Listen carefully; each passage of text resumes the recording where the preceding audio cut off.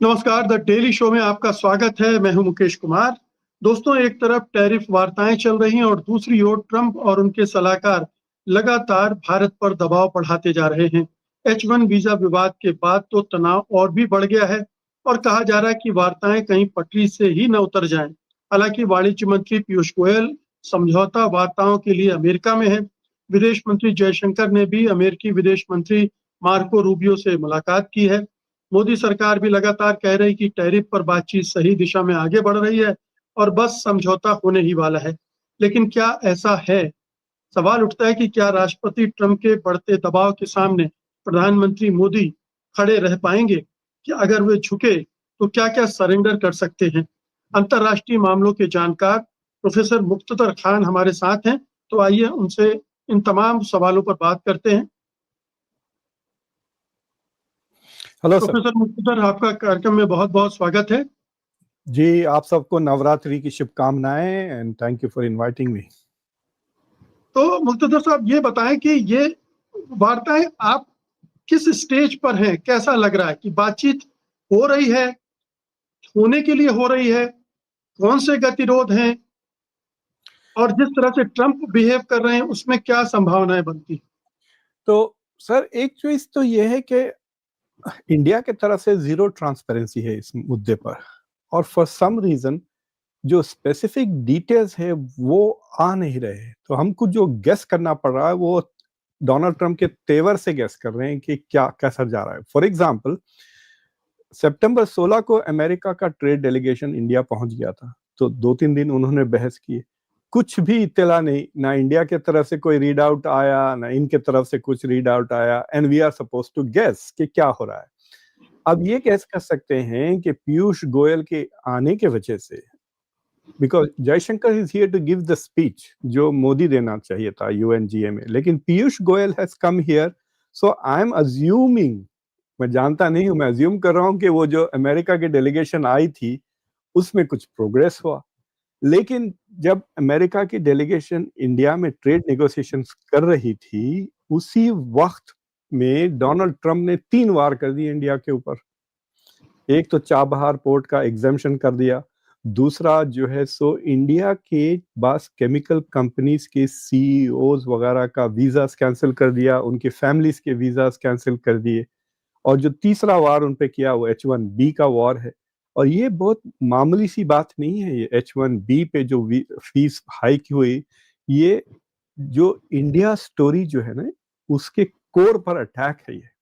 ये और बात है कि इट मे सक्सीड और not, but it is an attack on India success story. जो इंडिया नैरेटिव है उस पे हमला है, और ये उसी दौरान हो रहा है जब ट्रेड नेगोशिएशंस दिल्ली में चल रहे हैं और फिर पीयूष गोयल आए हैं।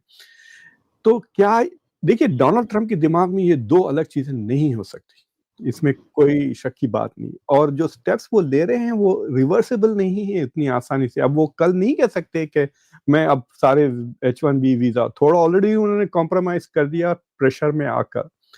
तो मुझे लगता है कि there is some movement going forward, और वो मूवमेंट ये है कि एक गलती जो शुरू में इंडिया ने की है, जब प्राइम मिनिस्टर मोदी फरवरी में यहाँ आए थे डोनाल्ड ट्रंप से मिलने, he was number 4th to meet Donald Trump, तो उन्होंने ऑलरेडी कंसेशंस कर दिया था। कई चीजों पर उन्होंने टैरिफ उतार के वो आए थे।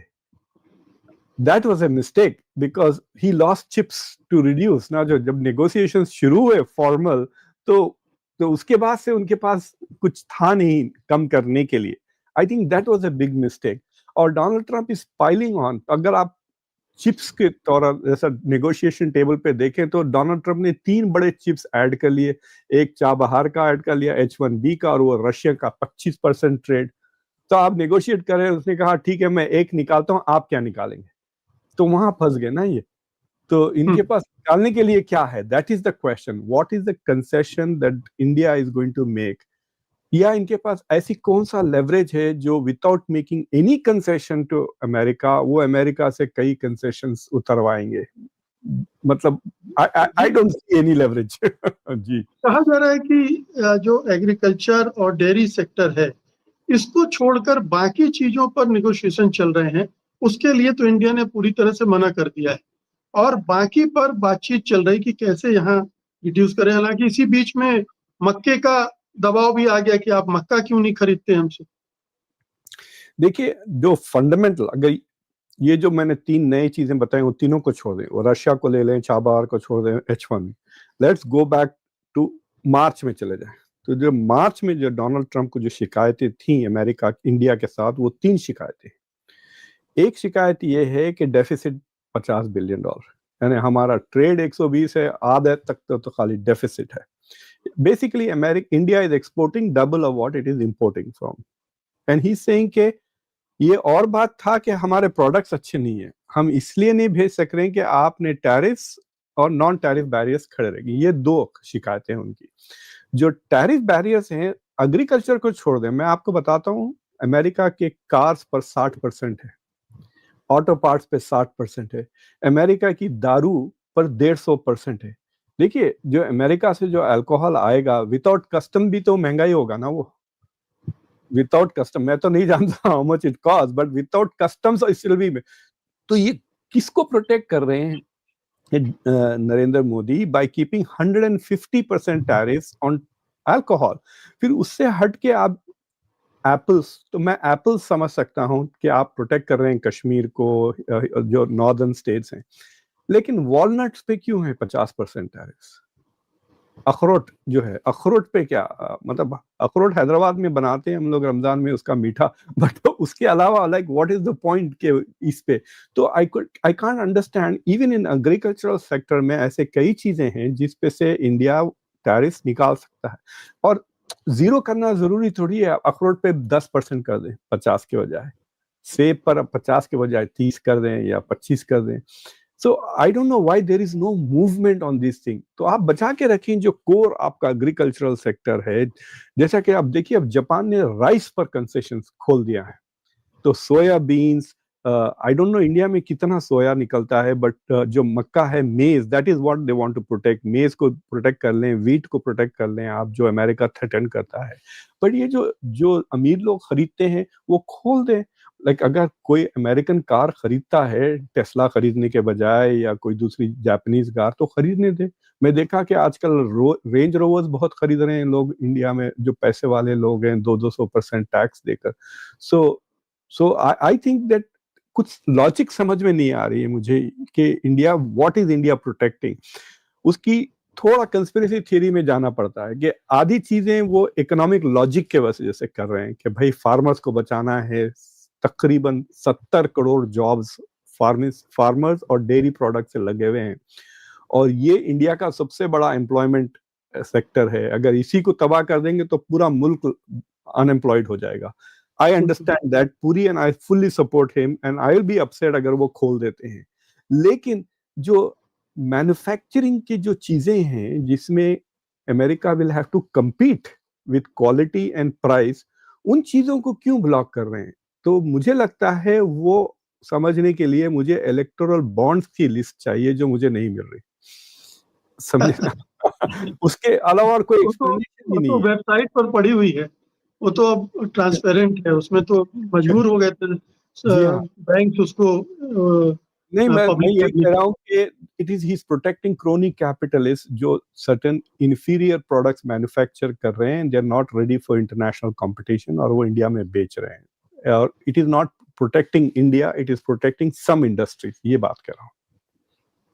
लेकिन अगर सरकार ये कह रही कि बातचीत अच्छी दिशा में चल रही है, कुछ लोग तो यहाँ तक कह रहे हैं कि नवंबर में कोई एग्रीमेंट हो सकता है। बिहार चुनाव का इंतजार है, बिहार चुनाव में कोई ऐसा मैसेज न दिया जाए कि प्रधानमंत्री मोदी ने सरेंडर कर दिया, कंप्रोमाइज कर लिया, इसलिए उसको अक्टूबर तक रोके रखेंगे, नवंबर में वो ट्रेड तो पैक्ट अनाउंस हो जाएगा। ये सर्जियो गोर ने कहा ये बात कि नवंबर में we will probably announce.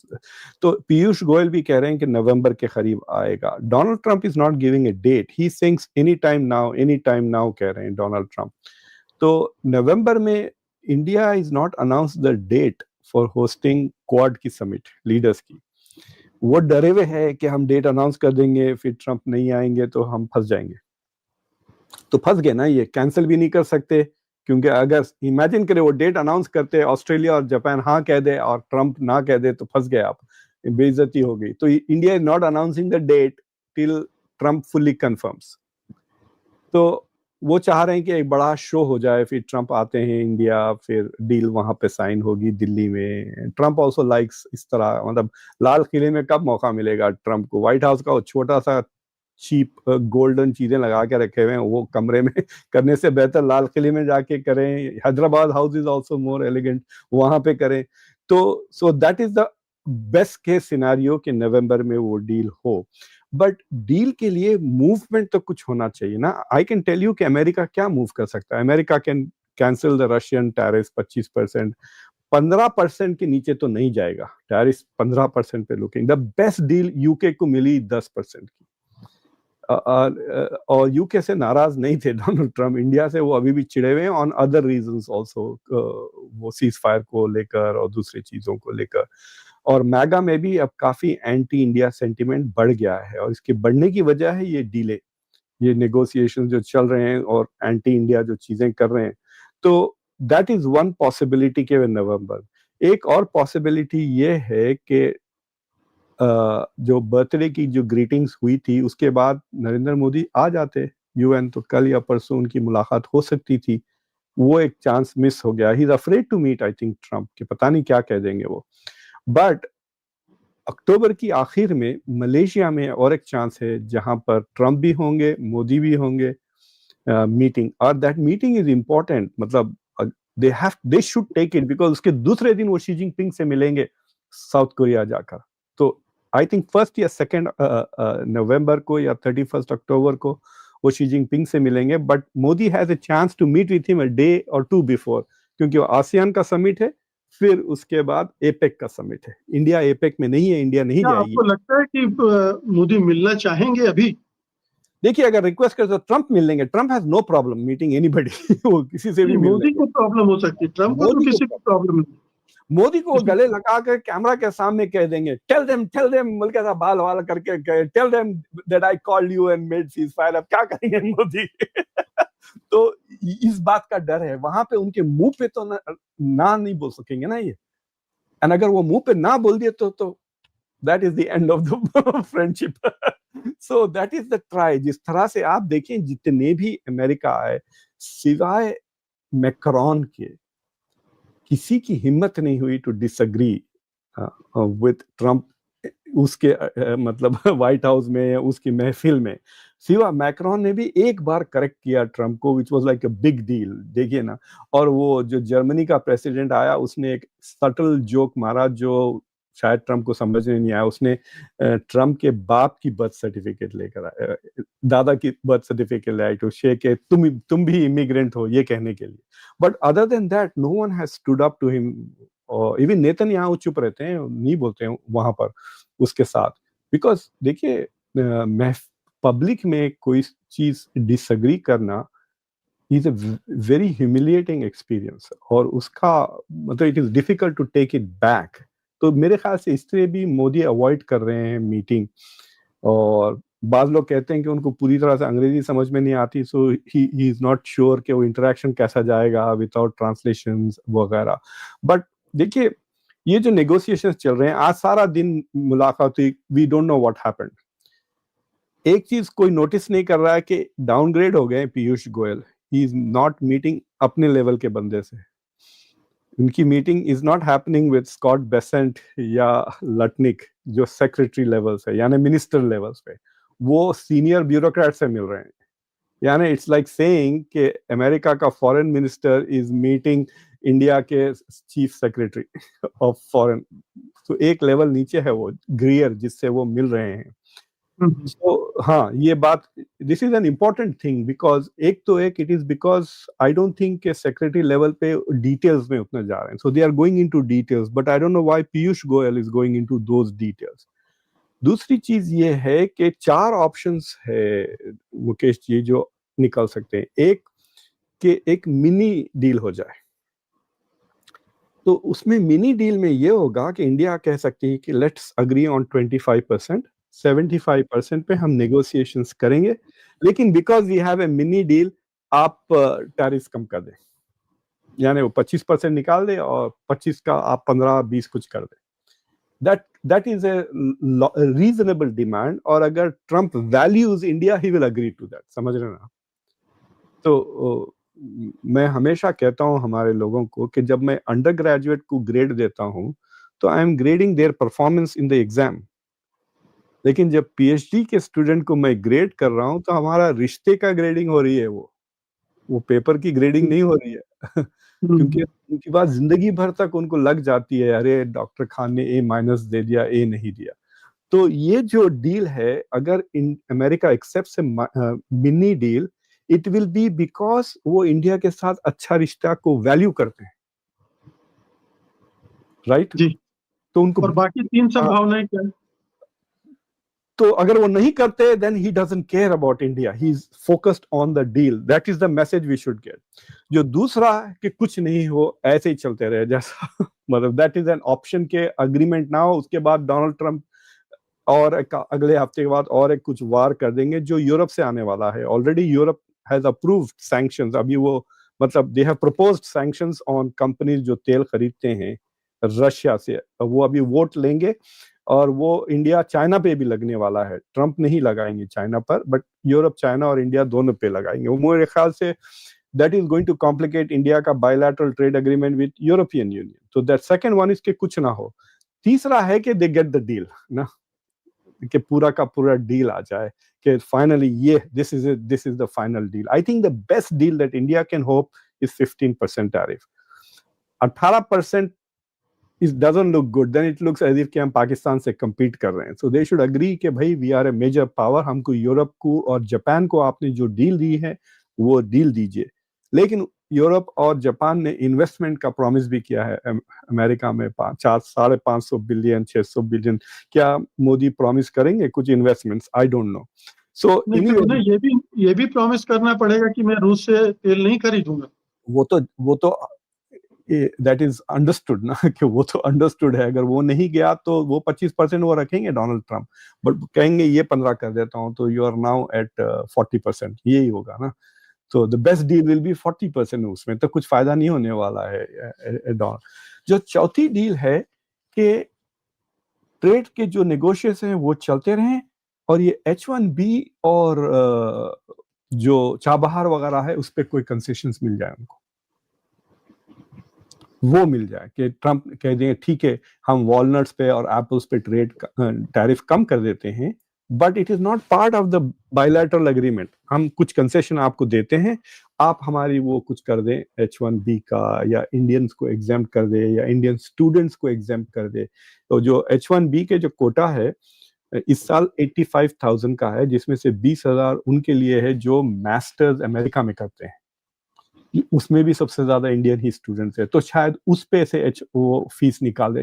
You know there are many options जो वो कर सकते हैं टू सिग्नल के there is a positive step going forward. देखिए वो टेलीफोन कॉल बर्थडे के अलावा किसी के पास ऐसी कोई चीज नहीं है जिससे आप कह सकते हैं कि उम्मीद है कि ये रिश्ता बेहतर हो रहा है। So that fourth option is a, मतलब there are people who are talking about it, but वो लोग जो ये चौथा ऑप्शन का जिक्र कर रहे हैं, दे आर एक्सपेक्टिंग के basically all the 3 options of bilateral trade agreement मतलब 2 ऑप्शन जो सक्सेस मिनी सक्सेस फेल हो जाए तो एटलीस्ट कुछ आउटसाइड द डील कुछ अच्छा चीज हो जाए। You know that is the discussion that is happening. और मजे की बात यह है अगर 3-4 महीने रुक जाते हैं ना तो रिपोर्ट कार्ड आ जाएगा ना, तो we will have a full quarter with the tariffs, full tariffs in place. We will have a quarter with some of the other के अमेरिका के ऊपर क्या असर हो रहा है इन्फ्लेशन का। और यहाँ पर एक वॉल स्ट्रीट जर्नल में एक स्टडी आई है, it's not an article, it's a study, जिसमें मेरे घर से 100 मील पर एक छोटा सा शहर है कॉल एडिसन इन न्यू जर्सी। तो बिल्कुल मिनी इंडिया है वो, पूरे के पूरे इंडियंस हैं, 200 इंडियन बिजनेसेस है एक ही जगह पर। तो आप वहाँ पे इंडियन हजाम से बाल कटा सकते हैं, इंडियन चाय पी सकते हैं, बिरयानी खाइए, कपड़े खरीदें, जेवरात खरीदें। इट्स लाइक पूरा का पूरा बाजार है बाकायदा। And some of them are very big businesses क्योंकि वो डायमंड्स बेचते हैं, गोल्ड बेचते हैं वगैरह। तो वो 200 बिजनेसेस में से दे आर सेइंग कि 100 के से ज्यादा शायद ठप हो जाएंगे बिकॉज ऑफ द 50% टैरिफ्स। मिसाल के तौर पे मुझे हैरत हुई कि शेरवानी जो शादी में पहनते हैं वो $2,500 की है यहाँ पर। उतने में तो शादी हो जानी चाहिए। तो $2,500 की शेरवानी, अब वो देखिए आप 375 की हो जाएगी वो। लाइक सो पीपल आर शादी नहीं करेंगे वो तो शेरवानी क्या खरीदेंगे। सो दे आर सेइंग कि दिस विल, वो दुकान बंद हो जाएगी ना वो। That's what I am trying to say कि जब लोग नहीं खरीदेंगे वो चीजें तो बिजनेस बहुत जल्दी ठप हो जाएंगे, specially if their debt situation पता नहीं क्या है, राइट। सो वो जो प्रेसिडेंट साहब हैं वो he was giving an interview to Wall Street Journal, वो कह रहे थे कि आई एम वेरी वरीड कि हमारे एसोसिएशन के तकरीबन 100 से ज्यादा बिजनेसेस शायद बंद ना हो जाए।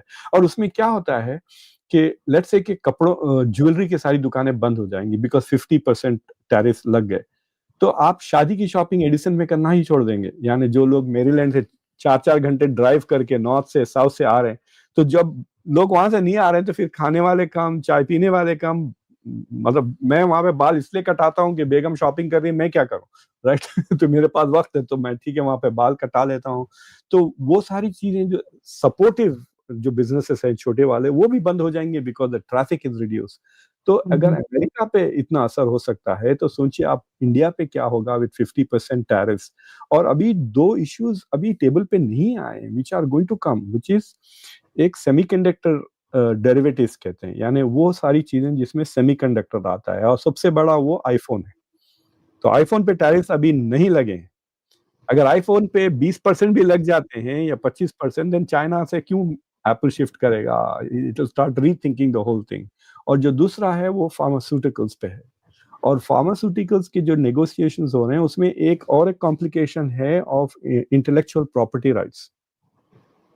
तो इंडिया जो फार्मास्यूटिकल्स बनाती है, फॉर एग्जांपल मेरे मेरे मेरे सीने में एक वो है, क्या कहते हैं, एक स्टेंट है जो कई सालों से है बिकॉज मुझे कई साल पहले एक छोटा सा हार्ट अटैक हुआ था।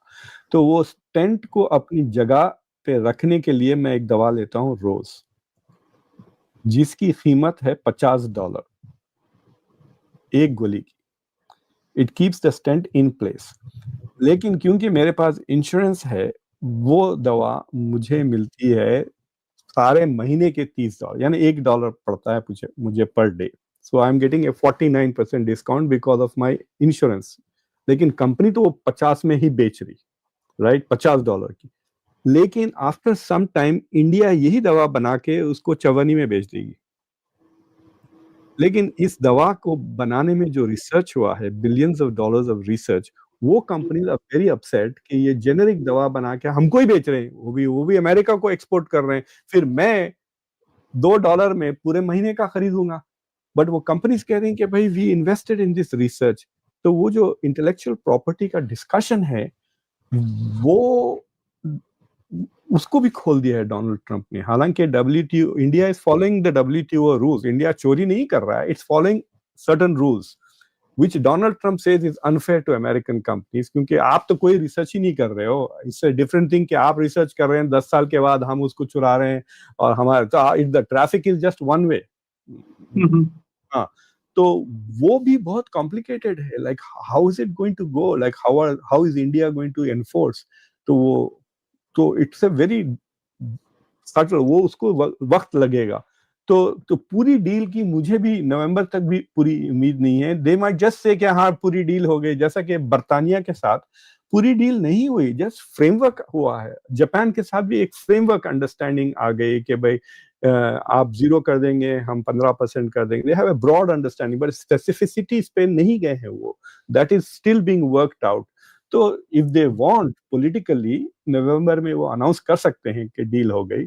अगर नहीं तो it's a political decision to announce. और क्या क्या दबाव डालने के लिए कर सकते हैं? मेरा आखिरी सवाल है, क्या आपको लग रहा है कि अब ब्रिक्स भी एक दबाव की एक बड़ा टैरिफ उसके जरिए भी थोपा जाएगा?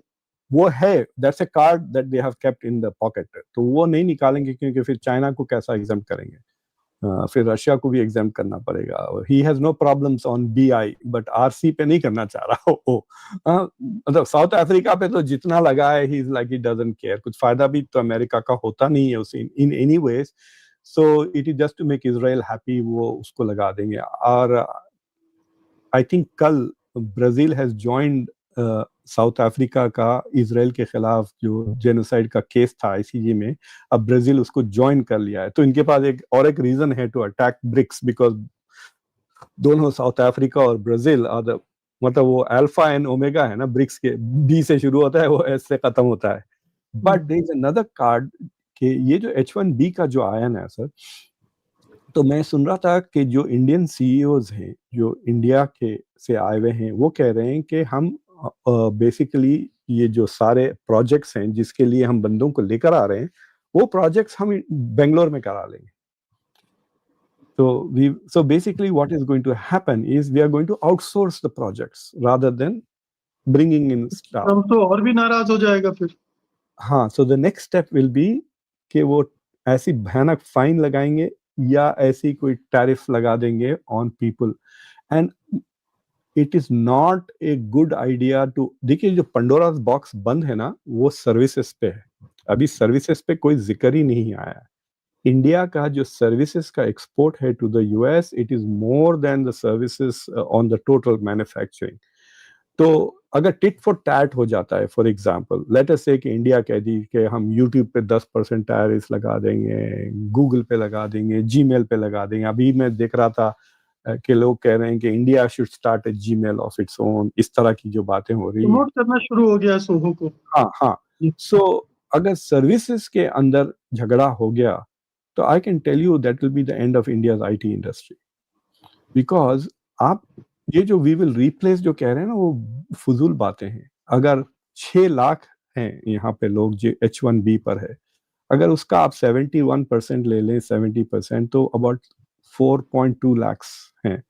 तो आपके पास 4.2 लाख्स जॉब्स हैं जिनकी तनख्वाह $1,20,000 से ज्यादा है।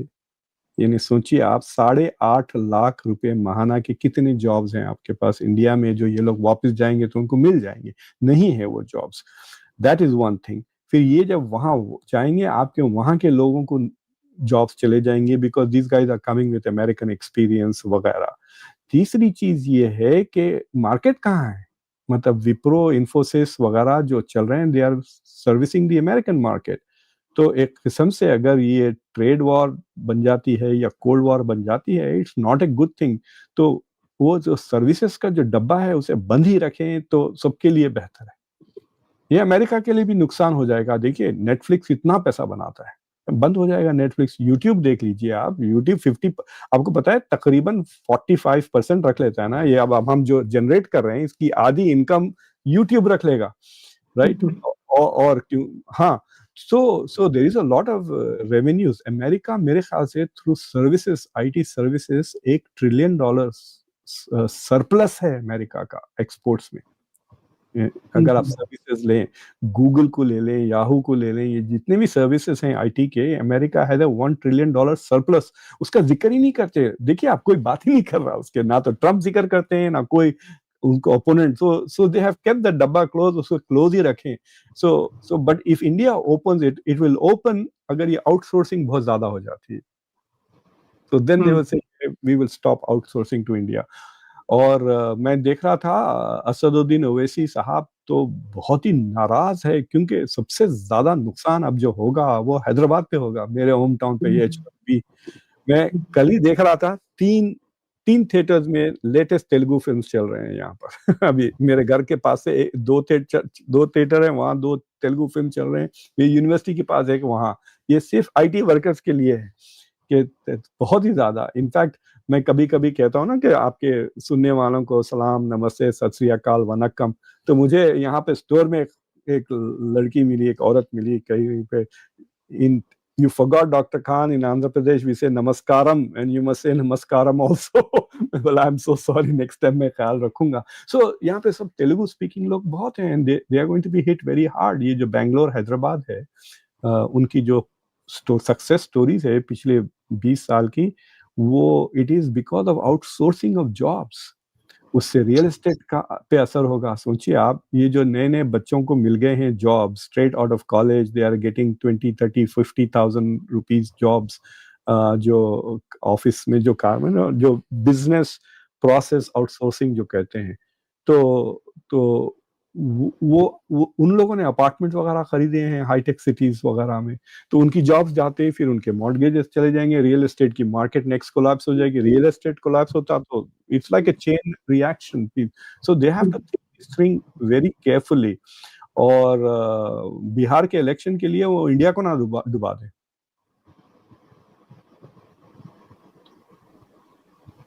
लेकिन नवंबर अब दूर नहीं है, और आपको नहीं लग रहा कि नवंबर तक कुछ ठोस निकल कर आएगा जिस तरह से बातचीत चल रही? देखिए जैसा कि अरब इजराइल कॉन्फ्लिक्ट है ना, everybody knows what the solution is, right? Implement नहीं हो रहा है। जैसा कश्मीर का मसले पे भी everybody knows what the solution is, we are not able to implement. ये ट्रेड का भी चक्कर वैसे ही है, we know what the solution is, और ट्रम्प को भी पता है कि India can not open its agricultural market. लेकिन प्रॉब्लम ये हो रहा है, एक मिसाल देता हूं मैं आपको। जब ट्रम्प पहली टर्म में आए थे तो उन्होंने चाइना के साथ ये शुरू किया ट्रेड का झगड़ा, तो China retaliated by attacking the soybean farmers. तो चाइना ने क्या किया, China went to Brazil and said तुम्हारे पास जमीन बहुत है, आप सोयाबीन यहाँ उगाना शुरू करें। वहां पे सोया नहीं, वो कॉफी पे फोकस थे Brazil. He said start doing it, मैं खरीद लूंगा आपसे, जितना भी आप ग्रो करेंगे सोयाबीन, चाइना विल बाय। तो ब्राजील में सोया की उत्पाद शुरू हो गई, राइट? वहां से ही शुरू हो गया। तो डोनाल्ड ट्रंप ने फिर उन्होंने लाभ भारती प्रोग्राम शुरू किया, $28 बिलियन की सब्सिडी दी फार्मर्स को बचने के लिए इससे। तो अब क्या हुआ है कि 1/3 हो गया है, सिर्फ अमेरिका की 1/3 of soybean production goes to China. बाकी चाइना ब्राजील से ले रहा है, लेकिन जैसा ब्राजील का प्रोडक्शन बढ़ते जाएगा, इसकी लेवरेज बढ़ते जाएगी चाइना की। मक्के के साथ भी यही हुआ। जी हाँ, मेज के साथ भी यही किया चाइना ने। तो अब क्या हुआ है कि सितंबर का जो महीना है, सितंबर के एंड तक चाइना से जो ऑर्डर्स आते थे सोयाबीन की, 1/3 ऑर्डर्स जब तक आ जाते हैं, और फिर अक्टूबर में वो नया मतलब बहुत शॉर्ट, अपेरेंटली शॉर्ट पीरियड है उसका ग्रोथ का, तो 0 आए हैं इस बार। सोचिए आप, 0 सोया, एक थैली नहीं खरीदी चाइना ने। तो जो सोयाबीन फार्मर्स है, 5 लाख वो फार्मर्स हैं, वो परेशान हैं। They think they will all go bankrupt, इसी साल बैंकरप्ट हो जाएंगे वो, अगर चाइना नहीं खरीदता सोयाबीन। तो डोनाल्ड ट्रंप के ऊपर ये भी प्रेशर है, क्योंकि ये सारे के सारे गांव वाले रूरल, उन्हीं के मैगा के लोग हैं ये। So he wants somebody to buy soybeans. तो अगर आप बांग्लादेश का और पाकिस्तान की डील्स देखें, तो वो जो 19 और 20% उनको मिली, they are buying soybeans from America. तो सोया की मार्केट जो पाकिस्तान, आई डोंट नो कि वो इंडिया में सोया को क्या कहते हैं मैं तो सोया मिल्क, सोयाबीन। तो I don't know what how big the market is और कितना उसके लिए डिमांड है। मैं तो सिर्फ सोया मिल्क देखता हूँ तो उससे अलावा मुझे पता नहीं what else comes in the soya. But apparently Pakistan and Bangladesh are going to buy soya milk from the US. और तो एटलीस्ट थोड़ा रिलीफ, वो कितना होगा यार, 1 बिलियन इधर 1 बिलियन उधर, ज्यादा से ज्यादा। So they need a big market of chunk, जहां से वो 25-30 बिलियन डॉलर खर्च कर सकें। और F-35 का भी चैप्टर इन्होंने क्लोज कर दिया है। सो वो डेफिसिट जो 48 का है, वो कैसा ब्रिज होगा, that is also a discussion, right? Because Donald Trump के दिमाग में फंसा हुआ है कि deficit means we are being cheated upon, right? मुझे लगता है मुक्तदर साहब कि आपके साथ ऐसे दिन भर बैठे गप करते रहे बातचीत तो चलती रहे, बड़ी मजेदार चीजें आप निकाल कर लाते। बहुत बहुत शुक्रिया, लेकिन फिलहाल के लिए धन्यवाद आपका। Thank you very much sir. नमस्कार।